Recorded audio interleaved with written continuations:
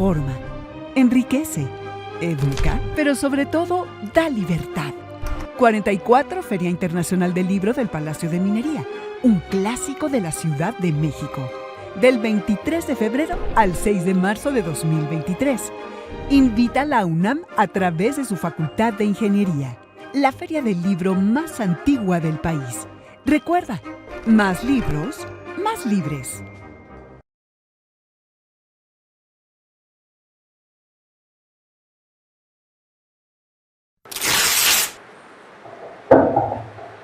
Muchísimas gracias por estar aquí, nos da un gusto enorme ver tanta gente joven en un recuento de algo que sucedió probablemente cuando la mayoría de ustedes tenía tal vez 10 años, algo se acordarán, como todo recuento, parte del presente, ¿no? A Marta el otro día decía, ¿no estás contenta que vamos a presentar tu libro? Y yo decía, sí, pero ya pasó.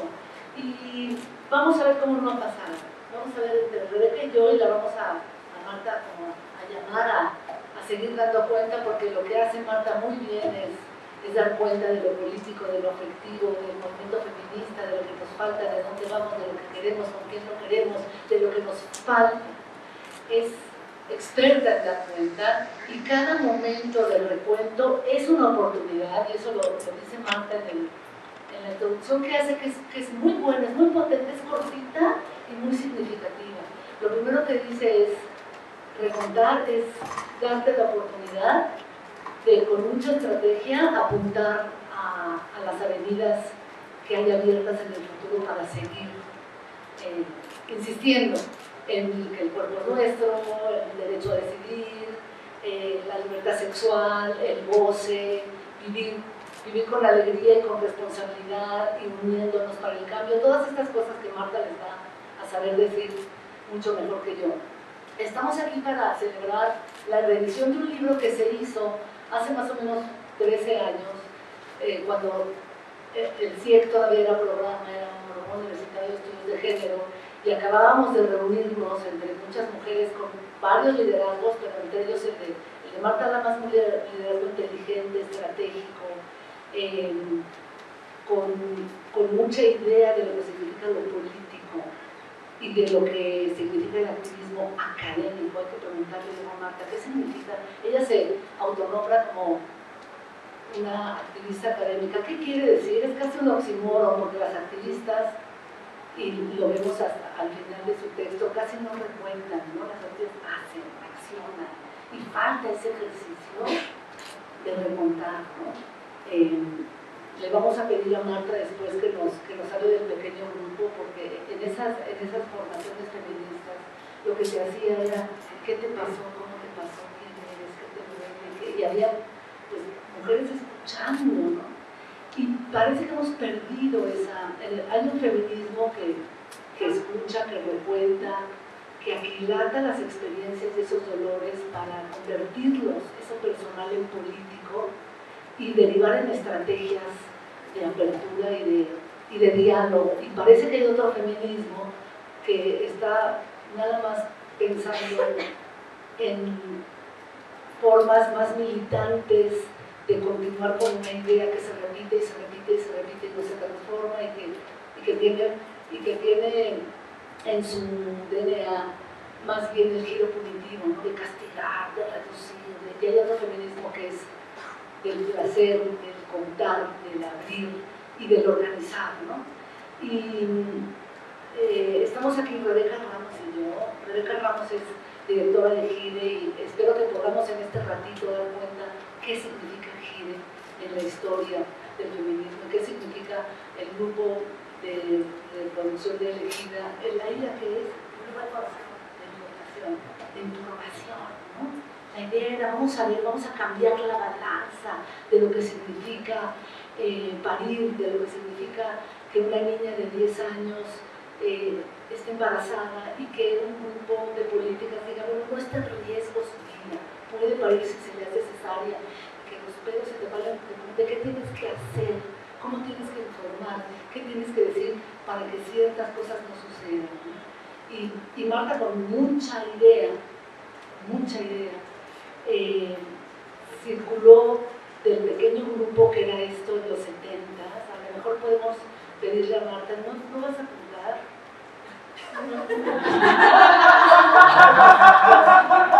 Estoy dice cosas y no apunta.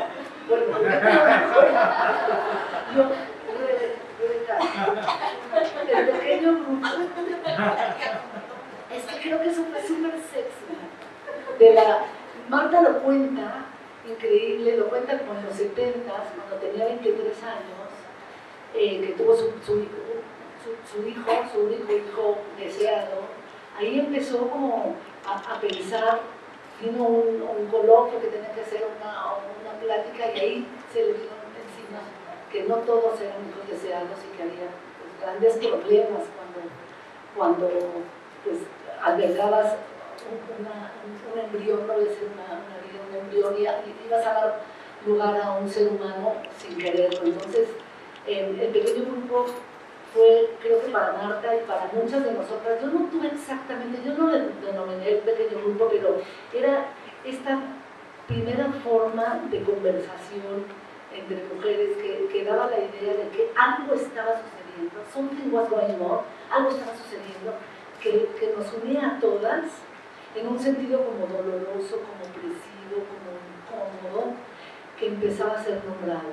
Y creo que Marta, desde ese pequeño grupo que ella en su introducción lo nombra, ahí empezó a tener una gran pasión por nombrar. Porque si no nombras, no tienes dónde ir, ¿no? Si vas a punta de puro sensación y de puro, yo siento lo mismo que tú y nos resonamos y pues, ¿qué sientes, no? Dime, vamos a nombrarlo. Y eso significa teorizar. Entonces, nombras, digo, Marta, perdón, mi asesora de tesis me vino a robar la palabra. Marta, sin quererlo, creo que fue teórica y académica, a lo mejor queriendo, fue teórica Bangladesh, después, muchos años después, entró a la academia y uno de los primeros textos que publicó fue este texto que estamos celebrando hoy, publicado por el CIEG, el Centro de Investigación de Estudios de Género, y el Fomento Editorial, y agradezco mucho a Modesta, a Maggie, ¿a quién más? A Paola, a Ale, Tapia, a Yana, están aquí. ¿Se pueden parar, por favor? Son unas guerreras,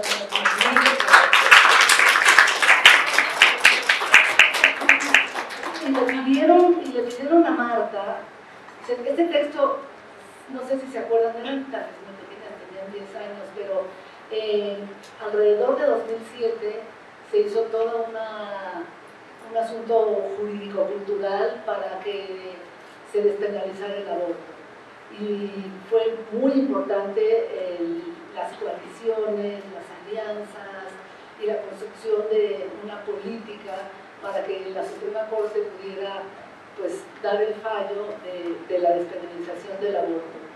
Y eso se dio en julio de 2007 y eso es lo que se cuenta aquí, pero se cuentan muchas más cosas. El largo camino hacia la interrupción del embarazo no es solamente un testimonio de lo que las activistas feministas y activistas teóricas.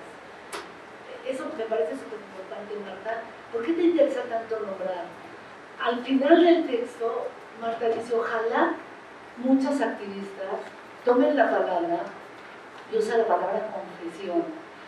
Y sí, Marta se expone, sí dice cosas, y a veces de cosas, que la involucran afectivamente y la ponen en riesgo, ¿no? Cuando te confiesas y hablas de lo íntimo, pues te expones. Pero por otro lado, Marta, es inexorable que uno hable de lo personal, porque sin lo personal no hay forma de hacer política. O, por lo menos, el feminismo tiene ese pasaje por lo personal y ese personal como resonante con otras para poder hacer ese grupo de decir, esto nos pasa.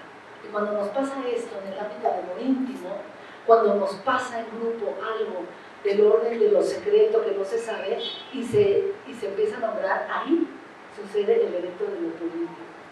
Y eso es lo que Marta hace cuando relata el camino de la Ili. Y yo no me quiero meter que si Mondragón y que si el gobierno del DF estuvo increíble. increíble.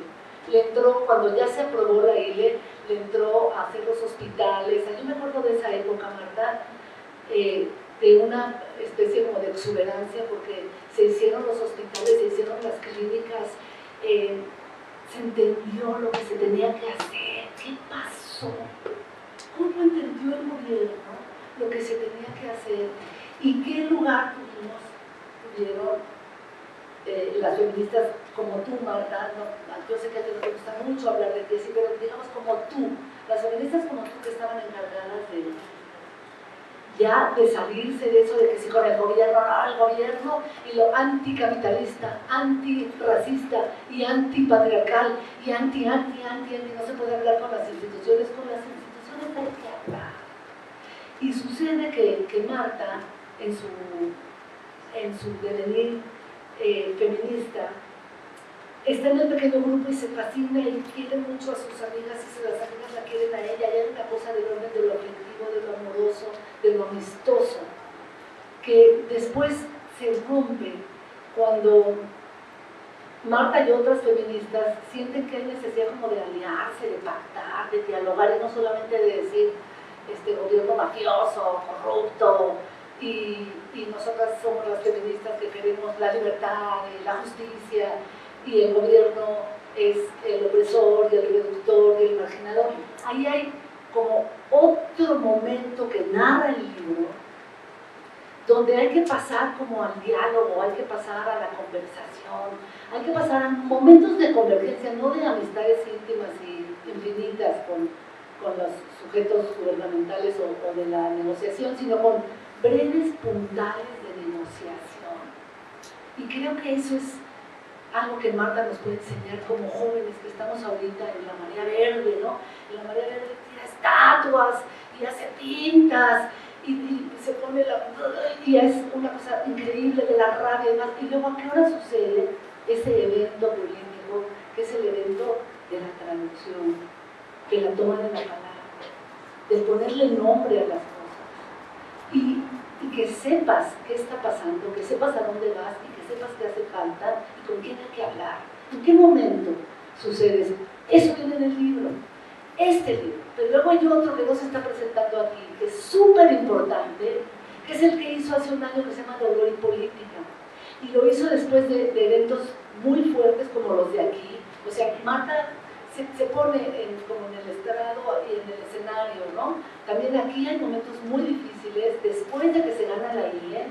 Bueno, no es cierto, antes de que se gane la ILE, Marta ya había entendido, junto con otras feministas, que había que dialogar, que había que crear espacios de concertación, de negociación, de asociación, y crea entonces el grupo de GIRE, que la idea es cómo cambio la percepción de lo que las personas creen que es el cuerpo, el placer, una relación amorosa, el que una niña tenga un embarazo a los 10 años, cómo con una intervención de la iglesia tan fuerte con respecto a la vida, ¿no? Y las palomitas, ¿no? El Espíritu Santo y toda esa imaginería, y que ya tienes una vida aquí y su corazoncito late, mami, no me mates, late mi corazón, y todas las canciones que hay, ¿no? En favor de eso. Marta tiene en la página 36 una canción, a ver si luego nos la quiere cantar, que se llama Reque. Aparte, tiene como una confianza como limitada pero profunda en las artes, en la teatralidad, en el performance, también para introducirse a la política. En suma, el texto es mucho más que dar cuenta de unas estrategias, digamos, políticas, y entonces hablamos con los ministros, y luego lo que está haciendo Marta es hacer historia del movimiento feminista y decir qué nos salió bien, cuándo empezamos a hacer las cosas mal, qué necesitamos para volver a tener acuerdos, a tener conversaciones, a acotar puntos. No son plataformas de acuerdos, son así como puntitos de acuerdos, ¿no? Constelaciones de acuerdos, no plataformas de acuerdos. Y resulta que lo que hace Marta, que es divino, y yo la felicito mucho por eso, además de que le tengo mucho amor y mucho cariño y mucho agradecimiento. Pienso que Marta deja saber, los archivos, cuando se hace historia, arqué, quiere decir archivo, quiere decir mandato y quiere decir autoridad, arqué. Y Marta, cuando recuenta, está contando desde esas zonas frágiles y esas zonas vulnerables que son el secreto de la intimidad. Y para que sea otra historia y para que esos archivos de autoridad y mandato se cambien y no solo sean institucionales, con eso que la autoridad cuenta, como que se pone en riesgo y cuenta cosas que le pasaron a ella, dolores que le pasaron a ella. No se los voy a decir, compren el libro para que sepan lo que le pasó a Marta en su corazoncito, que late mucho. Desde el secreto, desde la intimidad, desde la confesión. Entonces, esa historia institucional que se hace en archivos, Marta digamos que la resiste y la interviene con, sí, el recuento histórico, político, académico de lo que sucedió con la ILE y cómo se organizaron y cómo desde GIRE se organizaron y cómo nos organizamos las feministas. La verdad siento muchas de las estrategias de Marta como amiga, como colega, como política, pero también la intimidad. Esa violencia que se dio, esa violencia, esas afrentas que se dieron en secreto, eso que hay que contar para ser tomada en cuenta y para que las cosas cambien y para que el feminismo no sea esta cosa asfixiante de las que nos queremos y las que estamos juntas, que hacemos militancia, sino que sea un acuerdo, una conversación, una visión de qué hay que hacer, con quién hay que hacerlo y qué es lo que estamos dejando de hacer o hay que hacer mejor. Lo que está haciendo Marta entonces en este libro, y hace increíblemente bien en Dolor y Política también, es intervenir el archivo histórico, académico, político con la intimidad, con el secreto y la confesión y al final con la política, porque no hay manera de hacer política si no se da cuenta de lo personal, y ahí es donde lanza, ¿no? y se expone, pero a la vez creo que se fortalece, porque cada libro que hace, que expone su política al exponer su intimidad, nos resulta todo hacer un camino, en un largo camino, un corto camino, increíble camino hacia la transformación y esa transformación sexual del deseo, de la alegría que todas necesitamos.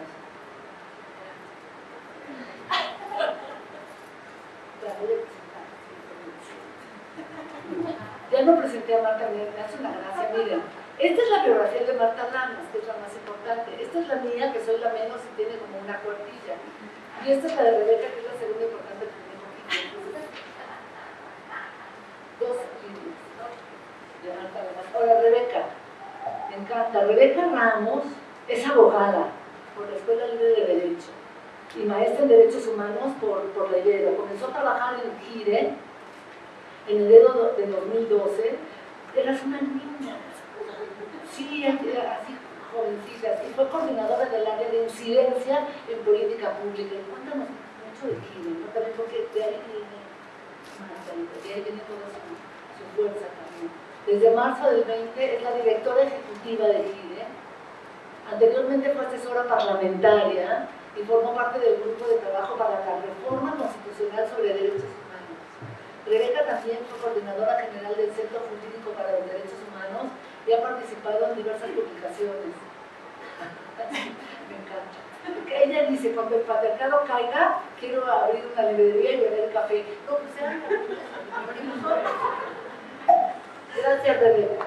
Muchas gracias, Marisa. Muy buenas tardes y gracias al CIEC por haber editado este libro que da cuenta no únicamente del proceso de interrupción legal del embarazo en la Ciudad de México, sino de una parte muy importante de esta historia de 30 años de GIRE, del Grupo de Información en Reproducción Elegida.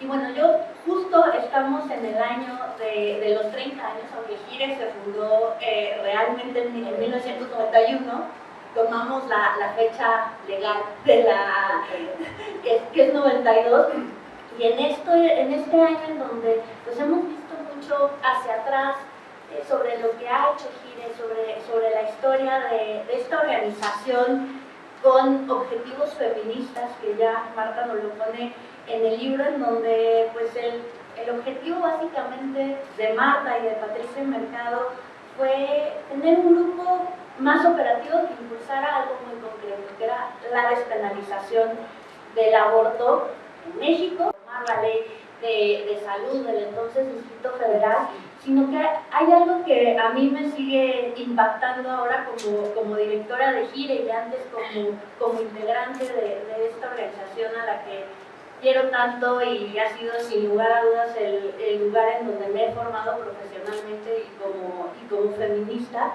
que puede hacer un verdadero cambio en el sistema.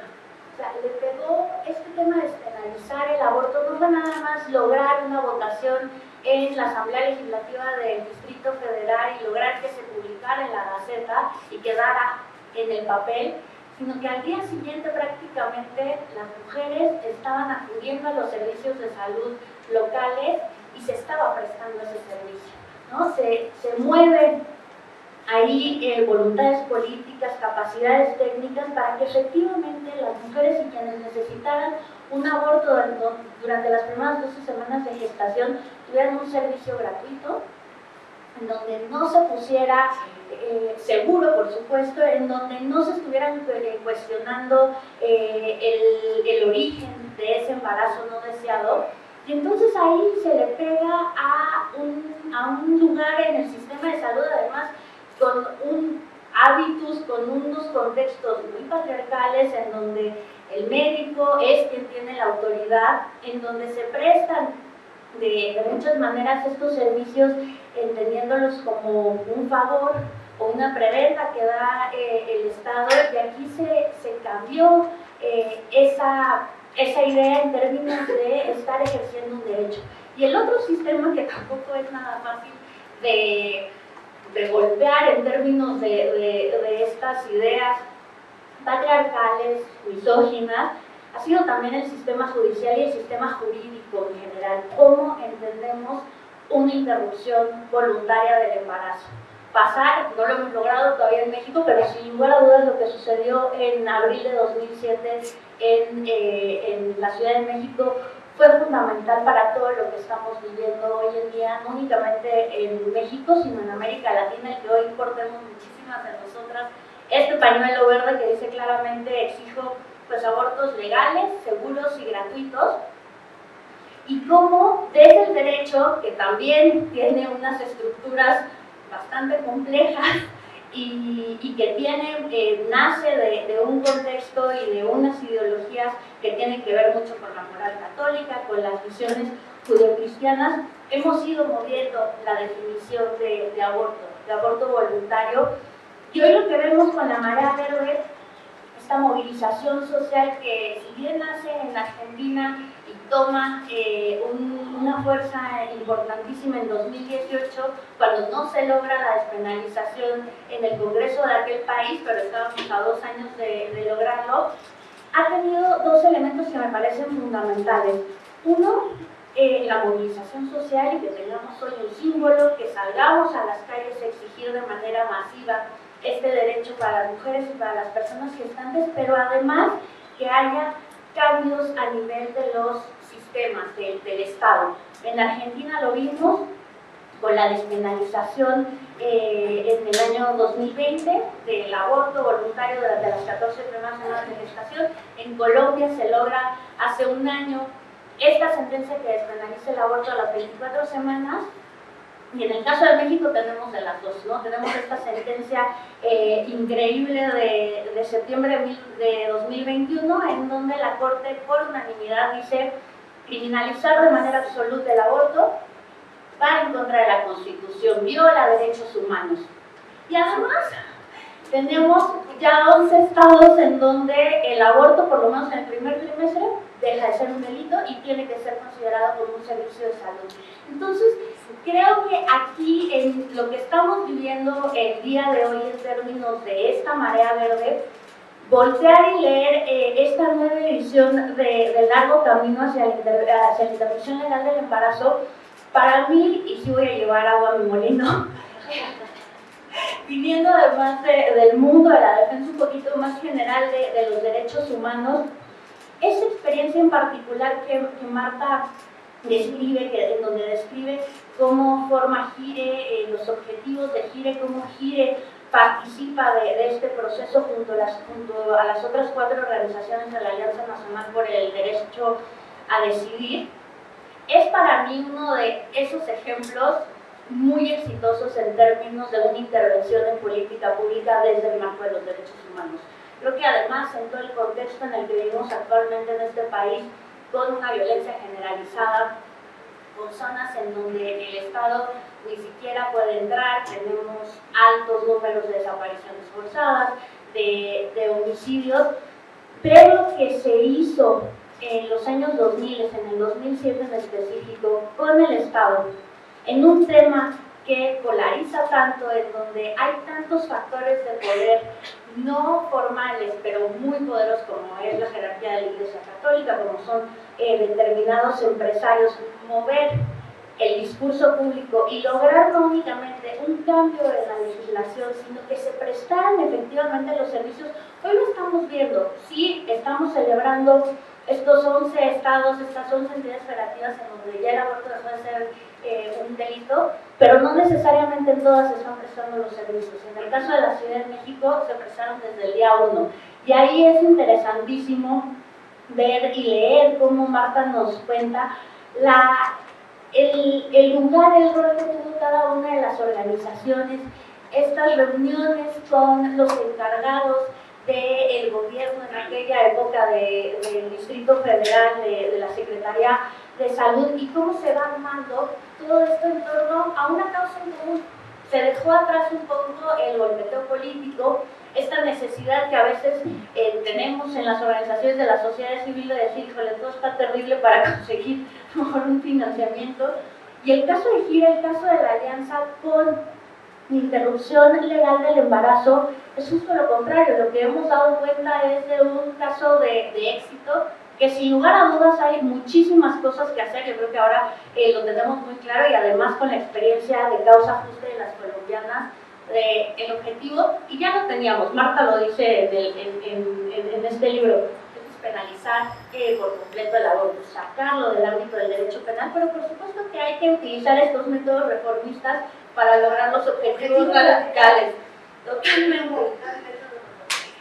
Yo ahorita lo dejaría por aquí, y también que Marta nos Cuéntanos, Marta. A ver, la legalización que conseguimos en el 2007 no la consiguió solo Gire, o sea, también eso es importante entender. Marcelo Ebrard jugó un papel fundamental, en donde además la Iglesia Católica amenazó con excomulgarlo, cosa que a él le dio un poco de risa. Y él lo que planteó fue que en la vida pues, hay que tomar partido, era un tema de izquierda la legalización del aborto. Su consejera jurídica, Leticia Bonifaz, fue la que tuvo la idea. Estábamos nosotras luchando por una quinta causal de no despenalización, y ella dijo, ¿y si nos pasamos al tema de los plazos? A que no necesites dar ninguna explicación antes de la semana 12, y ya después de la semana 12 sí, para salvar la vida de la mujer, por la violación, por lo que sea.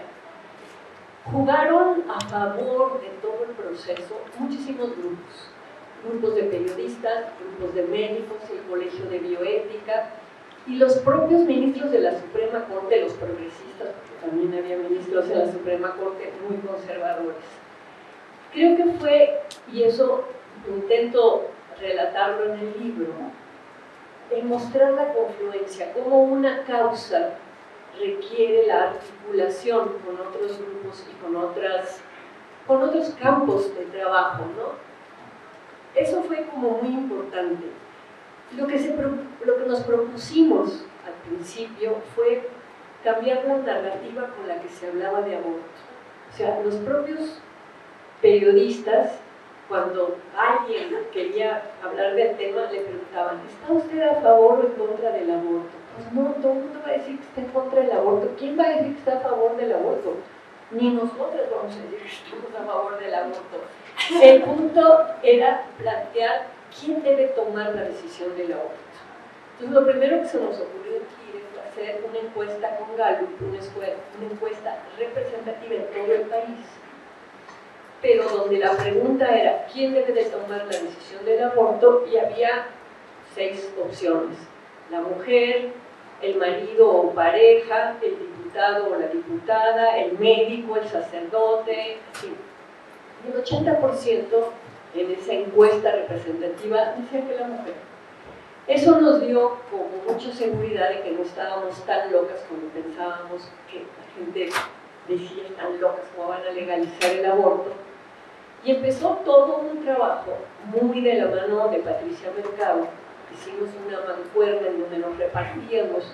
Ella se iba a la Cámara de Diputados para ir hablando con los diputados del PRI, del PAN y del PRD. Otra organización que fue fundamental en el trabajo fue Católicas por el Derecho a Decidir. No hubiéramos avanzado con nada más los argumentos democráticos, racionales. Me acuerdo, el PRD tenía mayoría. Fue el año en donde, en el 2006, gana Calderón, bueno, gana supuestamente, pero la Ciudad de México sí la gana el PRD, con Marcelo Ebrard.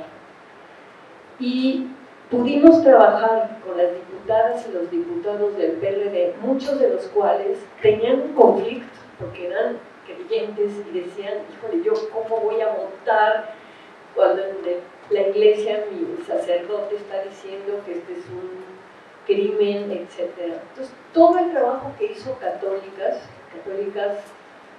tiene un aliado que es Fray Julián Cruz Alta. Nosotras teníamos a un jesuita, Enrique Maza, con el que fuimos a visitar a los ministros de la Suprema Corte. Había como que separar lo religioso de lo jurídico. Y usábamos una frase que dijo el obispo auxiliar de Madrid, Monseñor Alberto Iniesta, en 1985, cuando se legaliza en España el aborto. Él va a hacer una declaración pública que ayudó a que los diputados y las diputadas católicos en España pudieran votar a favor de la legalización. Y lo que dijo fue: mi conciencia rechaza totalmente el aborto, pero mi conciencia no rechaza la posibilidad de que la ley no lo considere un delito. Entonces se paró y dijo, tú puedes estar en contra del aborto, pero ¿de qué sirve que se considere un delito? ¿No? Si hay que hacer las cosas de otra manera. Y con Enrique Maza y con Fray Julián Cruz Alta pudimos realmente permitirles a las diputadas católicas, a los diputados católicos, que pudieran votar a favor de la reforma que se votó en el 2007. Esa reforma generó, a su vez, durante el año y 6 meses o 7 meses que la Suprema Corte de Justicia tuvo que resolver, muy bueno, se vota la legalización del aborto y el PAN, Calderón, le pide a su procurador, Medina Mora, y al presidente de la Suprema Corte, la Comisión de Derechos Humanos,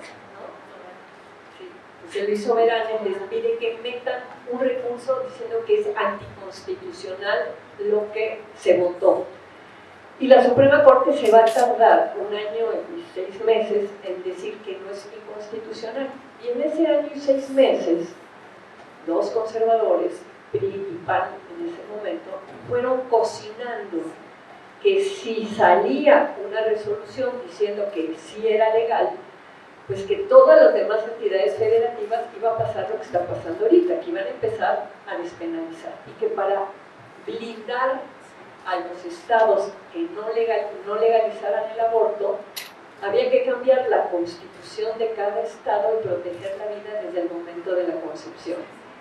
Entonces, así se dejaron venir 17 estados de la República en que cambiaron sus constituciones para garantizar la vida desde el momento de la concepción, cosa que no impedía que se hicieran los abortos legales, pero que sí introdujo mucha incertidumbre jurídica. Llegaba una mujer con un aborto provocado a un hospital y decían, chin, no la podemos atender porque entonces de la protección a la vida y la denunciamos.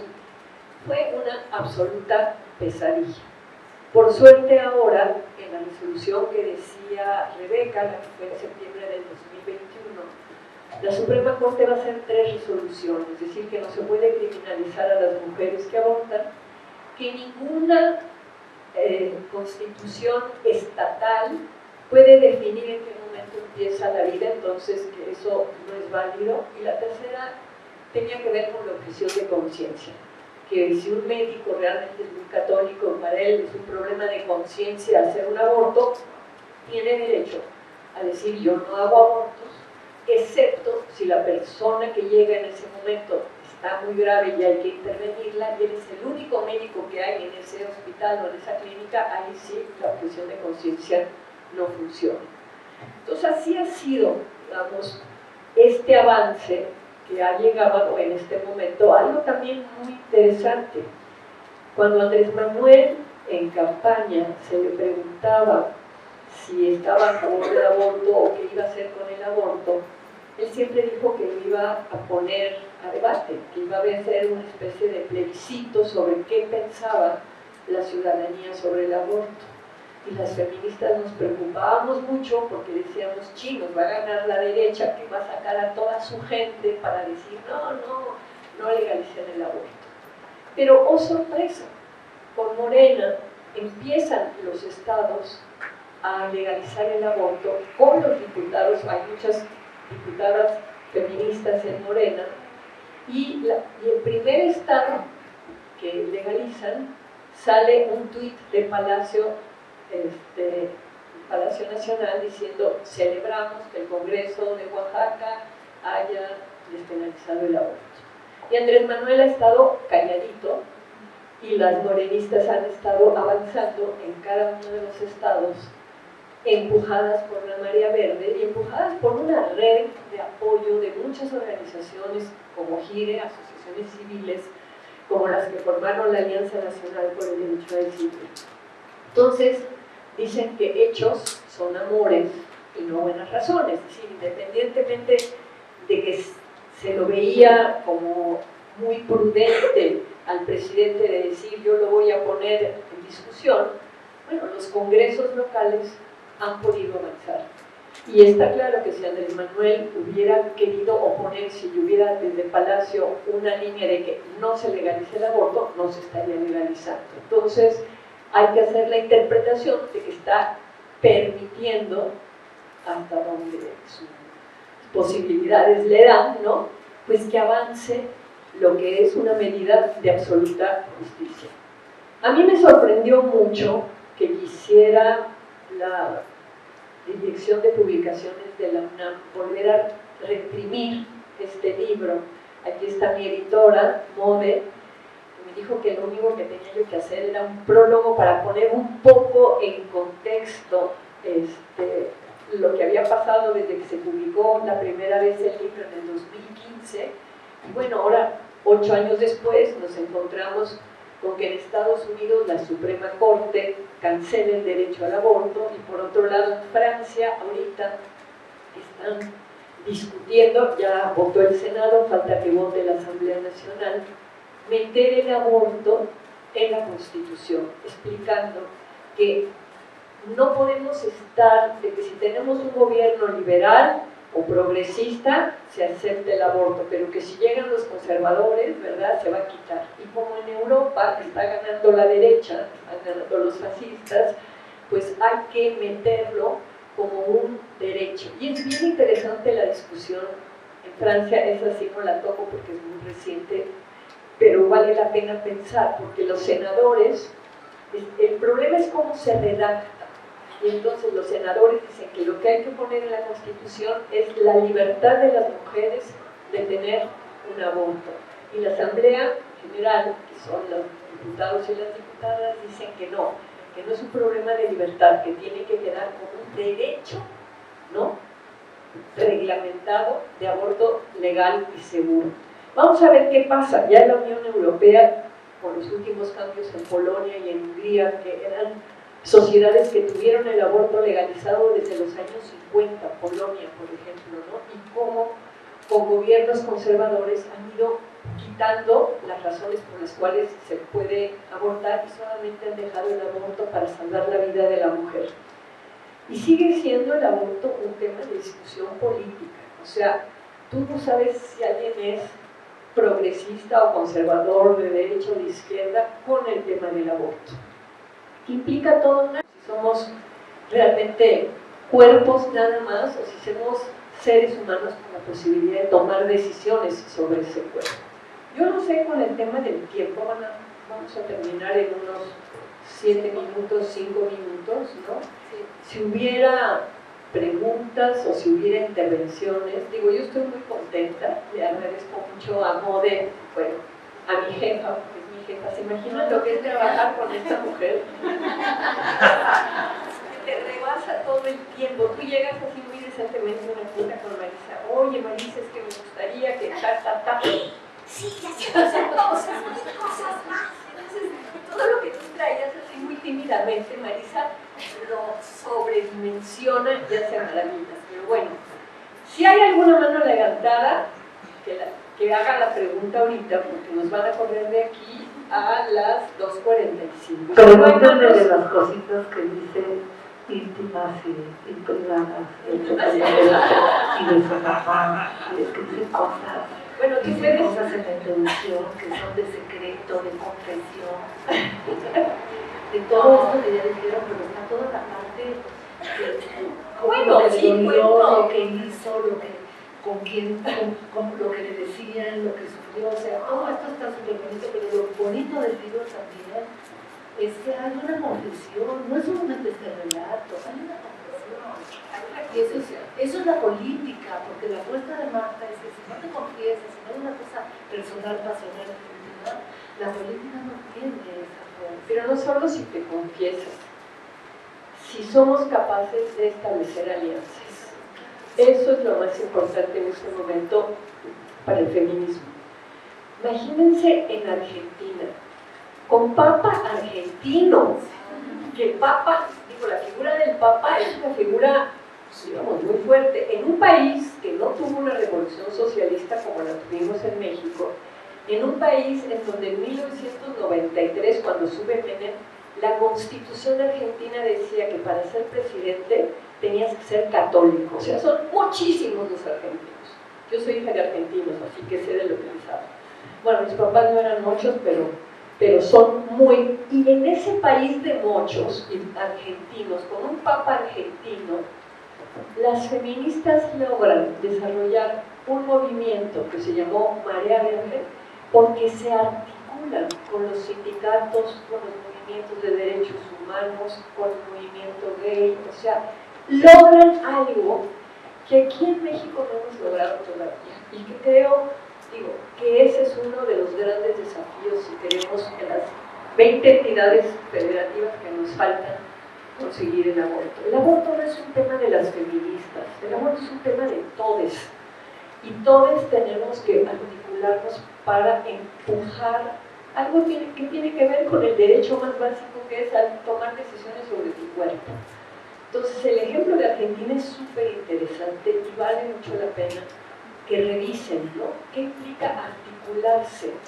No implica dejar de defender las cosas que tú crees, sino decir, ok, yo coincido contigo en esto, en todo lo demás no, pero en esto sí, y en esto sí, y en esto sí, y entonces vas haciendo como cadenitas, y esas cadenitas de repente son capaces de sacar a 2 millones de personas el día que se votaba la ley, con lluvia, con frío, y 2 millones de personas en la calle. ¿Cómo hemos logrado? En nuestras marchas del 8M, 350,000, no 2 millones. Y ahí lograron 2 millones porque no fueron solas, porque se supieron articular. Eso ya no queda en este libro, pero habrá que hacer un libro. Sí, ¿cómo no lo dices? Dices que yo, claro, lo dices, pero lo dices con mucho dolor y con mucha pasión, porque hay toda una desarticulación y toda una cosa asfixiante en el feminismo también. Y lo invitas no a la confesión, a la toma de la palabra, palabra, de lo que les duele, de lo que aspiran, de lo que necesitan, de lo que significa su cuerpo y su futuro. Y bueno, no sé si tenemos preguntas. Tenemos dos minutos. Si hay alguna pregunta. ¿Sí? Sí, algo que me parece interesante es que creo que ahora también la marea verde se está empezando a articular con feminismos anticarcelarios, que creo que si bien Lucía Núñez habla de un giro cognitivo actualmente, también hay un auge del feminismo anticarcelario. Entonces, en los años entre el periodo 70 y 90 sí se estaba conversando con los movimientos anticarcelarios, se había ejercicios para liberar a mujeres que estaban en prisión, o esto fue una estrategia que más bien se adaptó tiempo después cuando había las herramientas jurídicas? Sí hubo todo un esfuerzo, no solo de GIRE, de grupos como Las Libres en Guanajuato, por el tema de las mujeres que estaban en la cárcel por aborto, pues, ¿no? Y había mujeres que estaban, digamos, porque llegaron y parieron y se les murió en el camino y entonces las acusaban de aborto, digo, por las barbaridades más grandes, pero no con la narrativa que hay ahora de lo anticarcelario, ¿no? Sino que eran intervenciones como muy concretas. Sí, allá atrás. La última pregunta y tenemos que nada más, un mensaje para las adolescentes que están entre la duda de feminismo, bloque verde y el bloque negro. No, mucha angustia por parte de uno, por ejemplo, yo impulso el feminismo a las adolescentes, pero está el bloque negro que les está bloqueando. Entonces, ¿qué mensaje para ellos? Híjole, a mí eso me resulta muy difícil dar mensajes. O sea, yo creo que es muy importante reflexionar que el fin no justifica los medios, que en los medios va implícito el fin, que si tú eliges la violencia para luchar contra la violencia, pues no vas a llegar muy fácilmente, ¿no? Entonces, digamos, yo puedo entender el coraje que tienen, la indignación y el dolor, muchas de las chicas del bloque negro, pero me parece que hay que ir un paso más allá de manifestar esa indignación y ese dolor y empezar a construir. Y para mí sí, el construir alianzas con otros grupos necesita un lenguaje que no sea un lenguaje también agresivo y violento, sino que sea un lenguaje de, a ver, tú cómo te imaginas la vida y el mundo, y yo cómo me la imagino, y en dónde podemos encontrar algo de coincidencia para construir rumbo a ese mundo que queremos. súper final.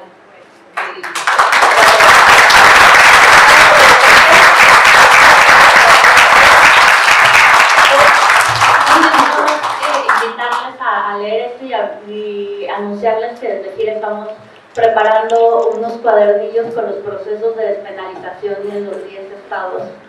Ay, que nos